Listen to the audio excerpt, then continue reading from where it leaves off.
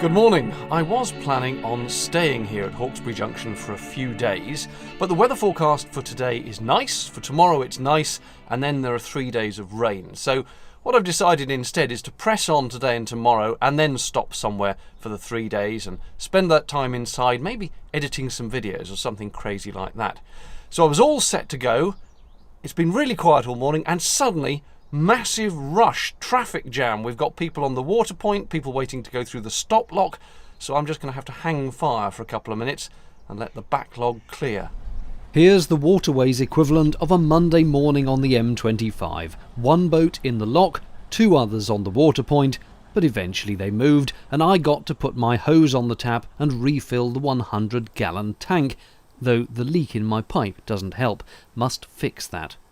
Actually, I need a longer hose. This one only just reaches from the back, which can be awkward. Bearing my Braunston dunking in mind, I'm tied very securely, and the water pipes being held with the obligatory bag of coal. Right, all done and I'm off, being helped through the stop lock by a lady who thought I was opening it for her until I promptly put my boat in it. Never mind.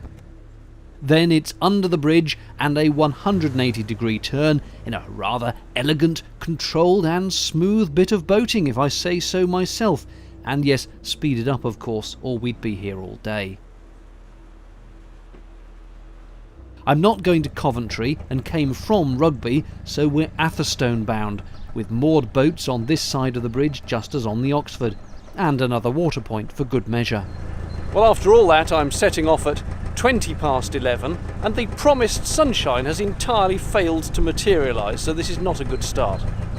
How about this for a unique back cabin? It's always interesting to see what people carry on their roof too.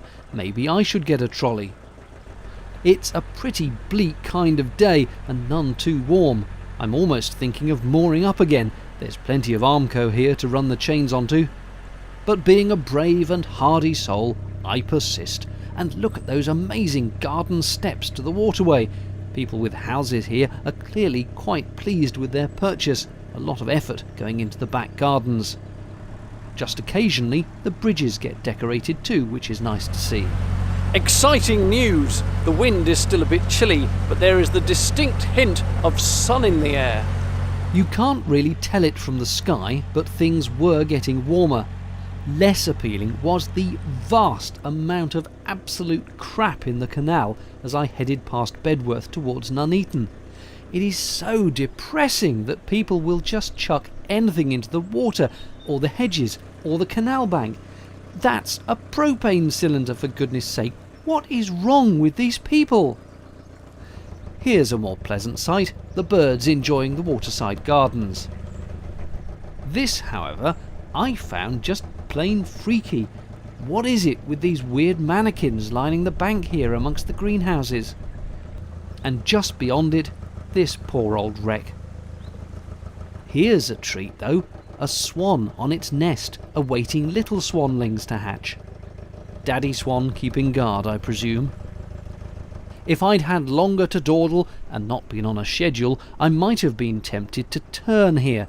This is the entrance to the Ashby Canal, a 22-mile lock-free navigation that I must do one day. And now something that's a staple feature of several miles of the canal here. Allotments. I have never seen so many. A pipe bridge is also a novelty, but not as exciting as the first ducklings of the season, with apologies for poor camera work. It's lunchtime, so I've opened supplies and am boating on a sugar high. Look, the sun's come out after all. I'm now coming up to Nuneaton, and when I said to another boater at Braunston, I think it was, that I was going up the Coventry, they looked horrified and said, "Oh, don't, whatever you do, stop in Nuneaton. Dreadful things will happen to you," which is all a bit scary. So I'm hopefully going to just press on this afternoon straight through one side to the other, maybe with my eyes shut so I don't see anything. Isn't this a weird spot for a viewing bench on the canal? Right on a corner in the middle of nowhere. Houses spotted through the bushes indicate I'm entering the apparently no-stopping area of Nuneaton, where there be dragons. They actually look perfectly civilised, but towns mean bored kids, and that can mean trouble. This bit coming into Nuneaton even looks quite pretty, but would you moor here? Stuff like this is off-putting.